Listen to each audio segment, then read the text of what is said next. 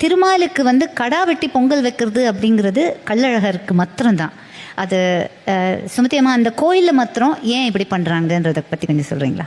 மதுரை சித்திரை திருவிழா அப்படின்றது பண்பாட்டு திருவிழா அப்படின்னு ஆய்வாளர் பரமசிவன் ஐயா அழகர் கோவில் என்றே ஒரு புத்தகம் எழுதியிருக்கிறார்.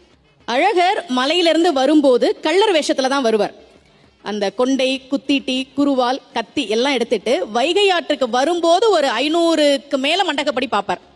திரும்பி போகும்போதும் ஒரு 500க்கு அதிகமான மண்டகப்படி, ஆக மொத்தம் 1000க்கும் அதிகமான மண்டகப்படியை பார்ப்பார். காரணம் என்னன்னா, நான் எல்லாருக்கும் பொதுவான சாமி என்பதுதான் அதனுடைய தத்துவம். கள்ளழகருக்கு சிறு தெய்வம் பெருந்தெய்வம்ன்ற வேறுபாடு கிடையாது, சாதி பாகுபாடு கிடையாது, ஏழை பணக்காரன்ற பாகுபாடு கிடையவே கிடையாது. அழகரே அழகா இருக்கக்கூடியவர். அவருக்கு எது அழகு? ஒவ்வொரு பெருமாளுக்கும் ஒரு விஷயம் அழகு. அரங்கனுக்கு நடையழகு, வரதனுக்கு குடையழகு, பார்த்தனுக்கு உடையழகு, மன்னாருக்கு தொடையழகு, அமுதனுக்கு கிடையழகு.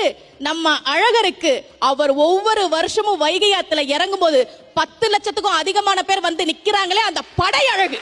ஆஹா ஆஹா. தெய்வம் யாரிடமும் பாகுபாடு பார்ப்பதில்லை என்று சொல்கிற தெய்வம் தான் நம்முடைய அழகர், கள்ளழகர்.